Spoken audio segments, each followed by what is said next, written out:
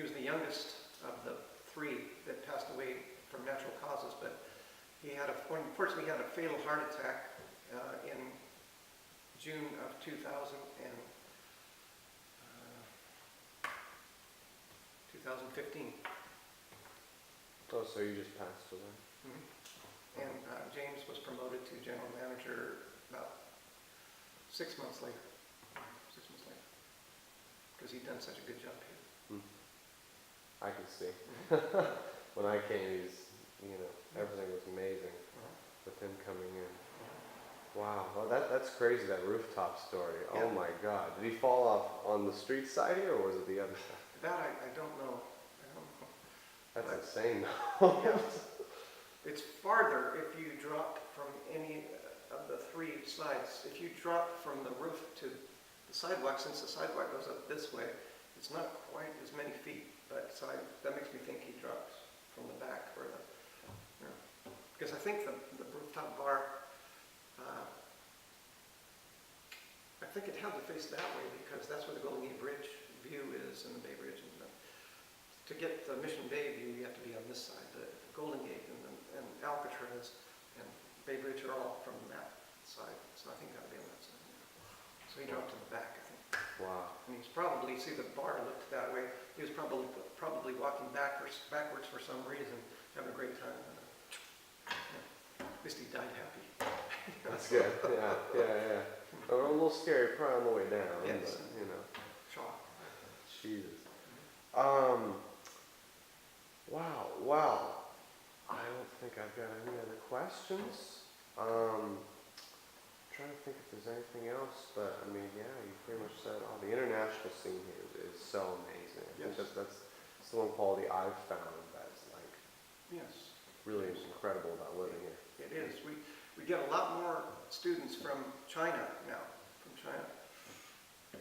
We have a lady here, a very charming, beautiful, intelligent lady who's doing big things in international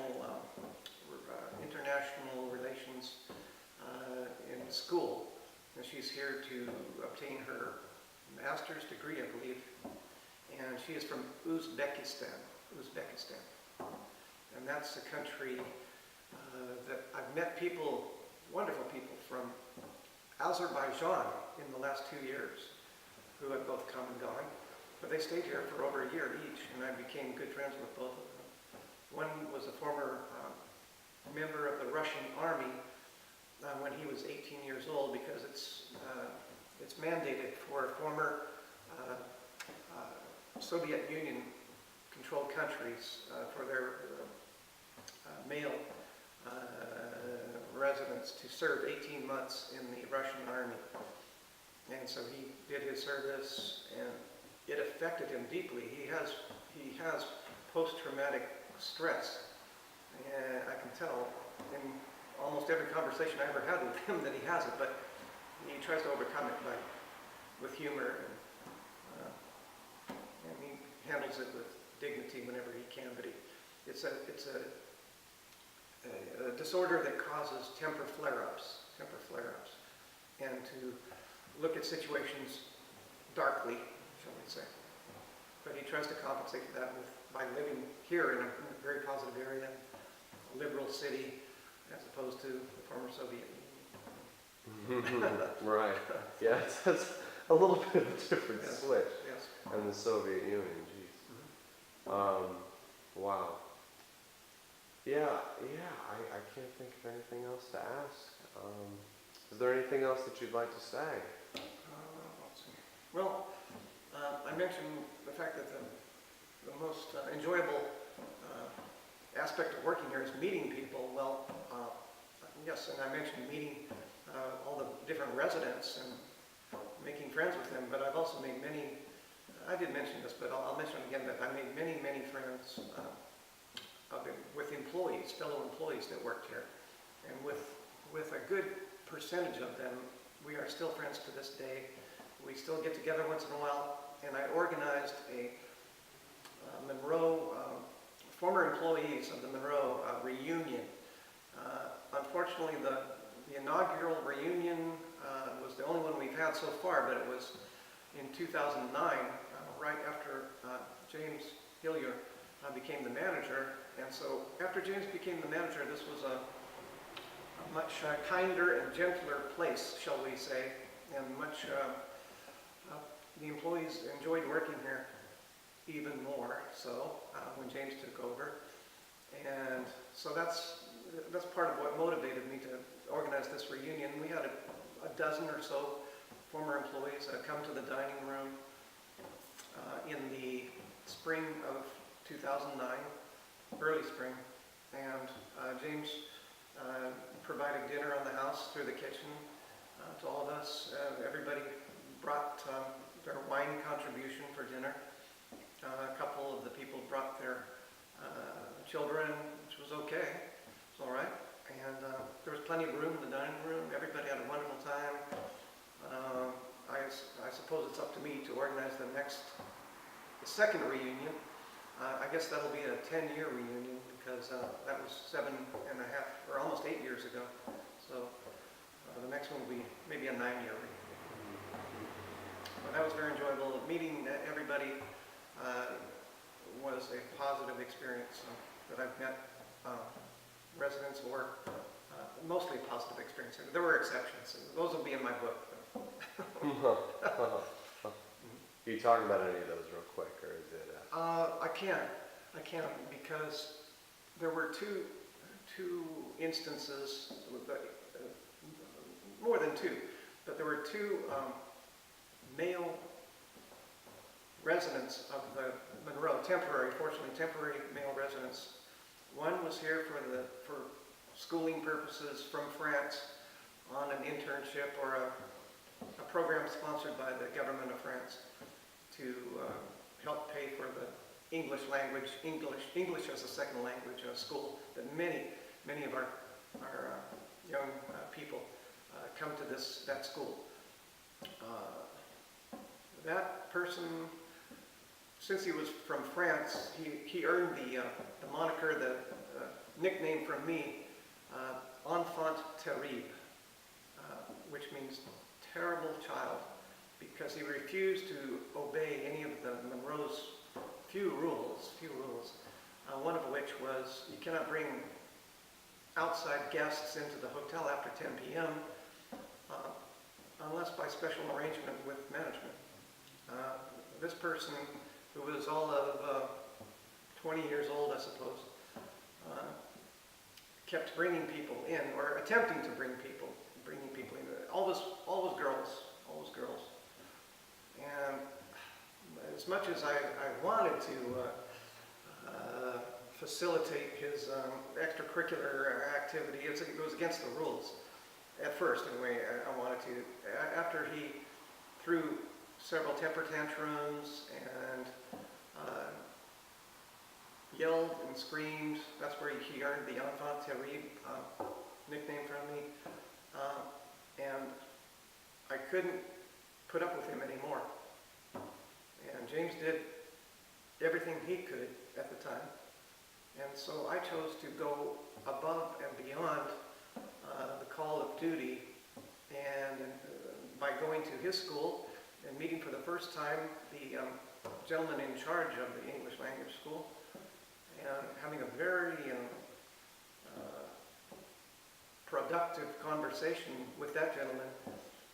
He even took me on a brief tour of the school and the classrooms, and we sat down in his office, had a talk for 20 minutes or so, and at the end of my relating what his school's student had done as far as his conduct over the past several weeks, I told him I had reached the end of what I could bear with that student. And that's my purpose for the visit was, what can he do to alleviate the problem? And he said, at the end of the conversation, he said, well, I can have him on a plane back to France at the end of the week. And I said, really? And I said, yes. So it's in the contract that every student signs that they have to conduct themselves in a manner representative of the high standards of this school. And he said, from what James has told me and sent me your reports in the logbook of the Monroe, he said, and from what you told me today, I can indeed have him on a plane back to France. So thank you very much. Thanks for your time. I'm glad I met you and we had this conversation. Oh my God, that's funny. And yes, it didn't end up that way. There was a negotiated settlement, shall we say, which his country is very adept at. And the negotiated settlement involving him moving to one of the sister hotels. So I solved the problem as far as I was concerned, but I felt a little guilty for passing him off to the sister hotel.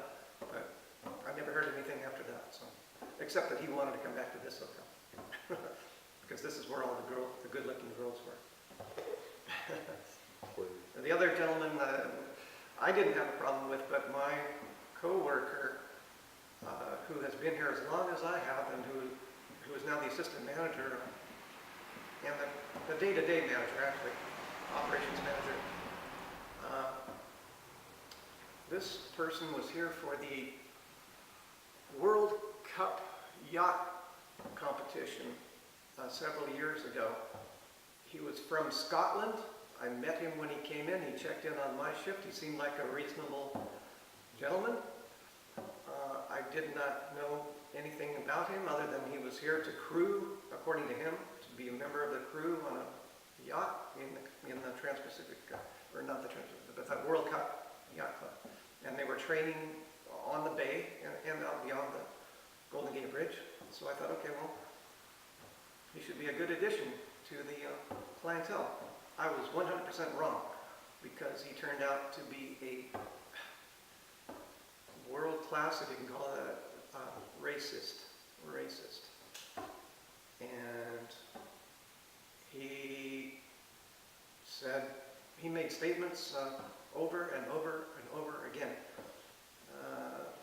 using the N-word to my good friend, when my good friend was on duty at the front desk several years ago. And we couldn't get rid of him fast enough, and unfortunately fast enough took several visits from the police, because he also threatened to do physical injury, and he was drunk. Now, being from Scotland, that part I can understand, the drunk part, but the other part, no. We don't allow any racism here of any type or any discrimination, and so he was shown the door, but it took too long. Wow, how long was he here? He was here more than 3 weeks, but not as long as he was here leading up to the race, but by the time the race took place, he was gone. And then we found out that that was a lie about working on a yacht. He was one of those young people that the parents have money and they send them here to get rid of them and keep them here as long as possible because they're too much trouble at home. So those were the two that stand out in my mind as the worst examples of customers that we never want to see again. But they're 2 out of tens of thousands. So very, very, very minuscule percentage. Can you think of anything specific that he said you would be comfortable with saying? I was not the person that he said it to, and I can't remember exactly what the language was in the logbook, but there were many pages just on him, as there were on my problem child from France. So. But he called the N-word, yeah. N-word.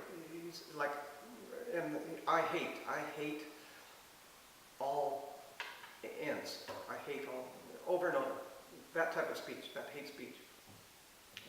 Years before our president-elect and his basket of deplorables. Those two people came from the same basket. Right, right. Well, that's crazy. Wow. Yes, yes. But those two people were far, far, far outweighed by all the terrific people that have come here. And they've also enjoyed and loved the cosmopolitan, liberal atmosphere of San Francisco and wish that they could come back here to work and live for the rest of their lives. Can you think of somebody, and this will probably be the last question. Sure. What's the most exotic country in your mind that you've seen represented here among the clients? Okay, most exotic country. You can take a moment to think about it. I will.